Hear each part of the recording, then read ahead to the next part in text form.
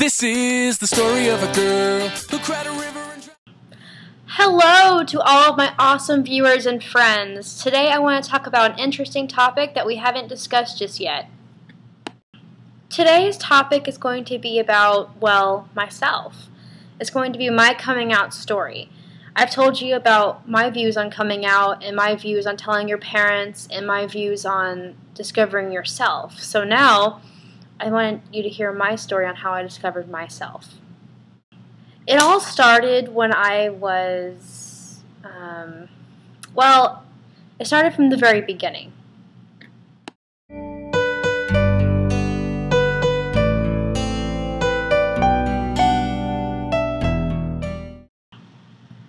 Yeah, that's a little too far back. Let's speed it up a bit. Let's fast forward to high school, because that's when I really started to feel more, and this is where the story really begins.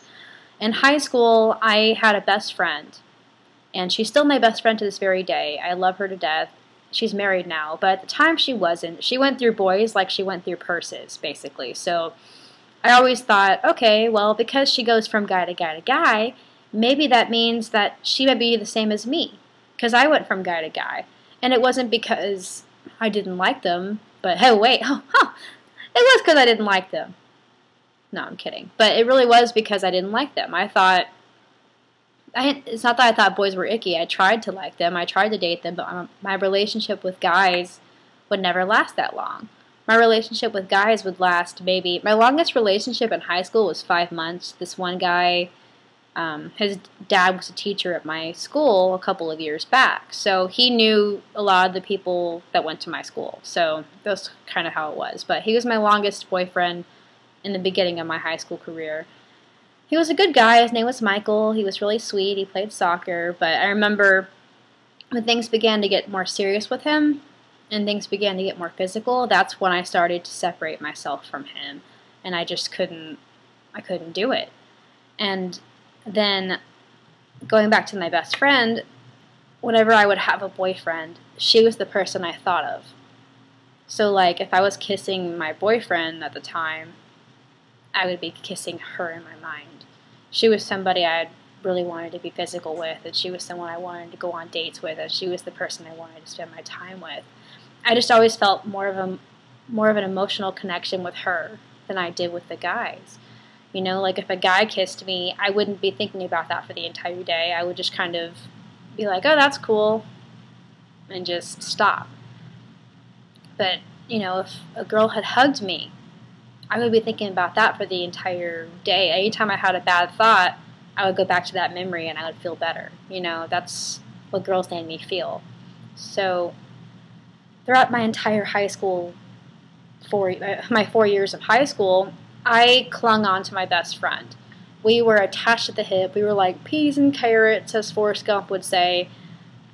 We would hang out every single weekend, every single day after school. We went to church together every once in a while. We were just really close.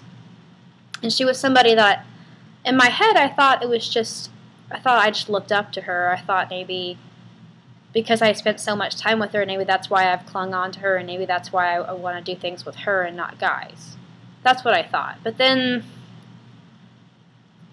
that was what I thought. I thought just because, you know, I spend so much time with her, proximity is a huge thing, and I thought maybe that was why I liked her, or maybe that's why I was having gay thoughts. My gay thoughts, I didn't even recognize them as gay thoughts. That's how much I was in the closet. There wasn't even figuratively a closet.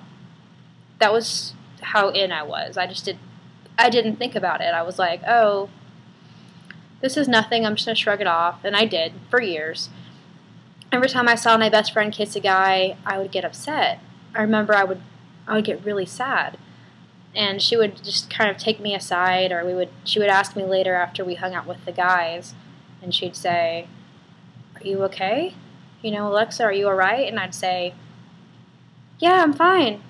No. And she'd be like, no, you're not. And the thing about me is I'm a very transparent person. I wear my heart on my sleeve. You can pretty much always tell what I'm feeling. So it doesn't take a rocket scientist to figure it out. So, you know, she'd be like, Alexa, are you alright? And I'd say, and I would have to lie and say, yeah, I'm fine. Because what would I say? Oh, yes, I'm terribly shaken. I'm upset because I just saw you kissing a boy. No. So obviously I would have to lie and say, I'm fine. So throughout my entire high school career, that's what I would say. Every time I saw her with the guy, it was torture. It was complete torture. But then, eventually, it was a crush that actually lasted for 5 years. But eventually she got married and moved on with her life. And it was really hard for me. It was one of the hardest things I ever had to deal with because I did have a crush on her. Every time I had a boyfriend, I would think about her and not my boyfriend. But things began to change toward my senior year of high school. My senior year of high school, I got this really serious boyfriend who is still one of my best friends to this day, but we were really serious, and he was somebody that actually kind of, for a second, made me stop thinking about her. So that made me feel better, you know? Automatically, I'd stop thinking about her less, and that made me really, really happy. I thought, maybe I really am not gay. Maybe this is just...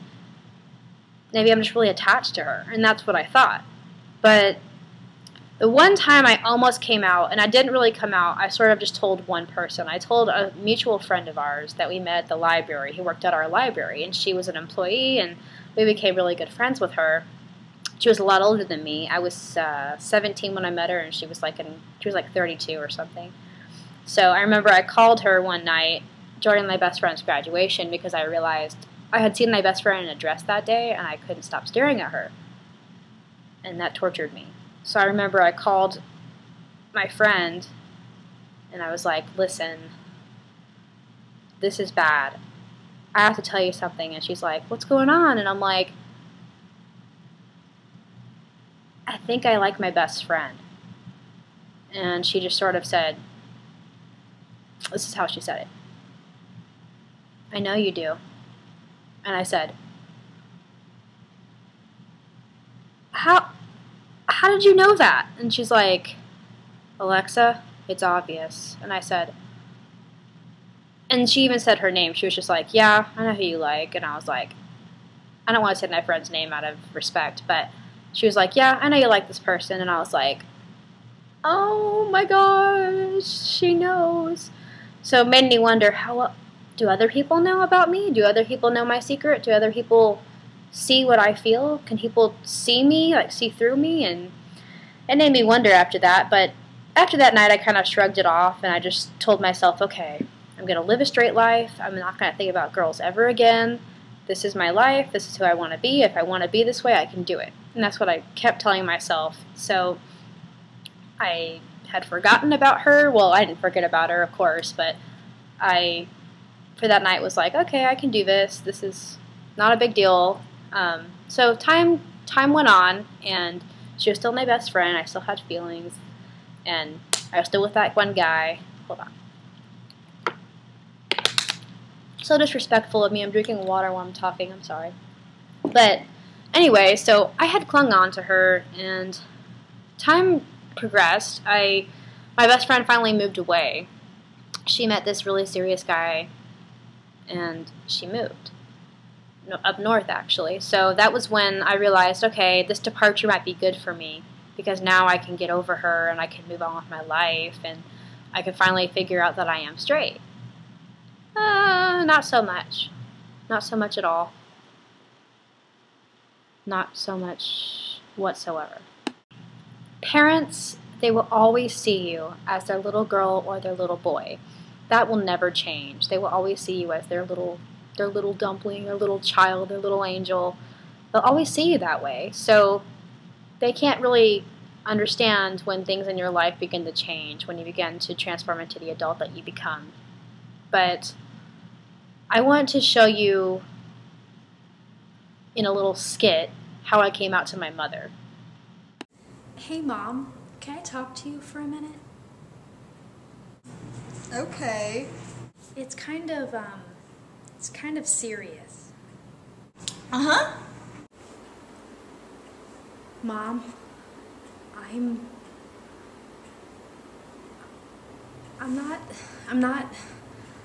not what you think I am. I'm a lesbian.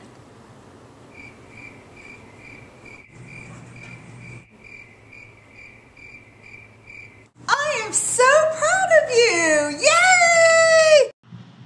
Now, frankly, that would be awesome if that really happened, but I don't like to lie, so I'm going to tell you what really happened. Hey, Mom, can I talk to you for a minute? Okay, what's up? Well, I'm going to start by saying that no matter what, I'm still the person that I've always been. I'm still the same Alexa you've always known. I'm just, I'm a little different. I like girls, Mom.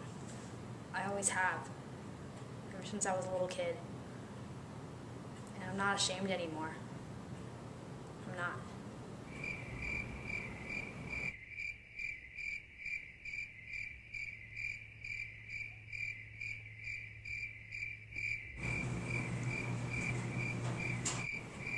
Do you still love me?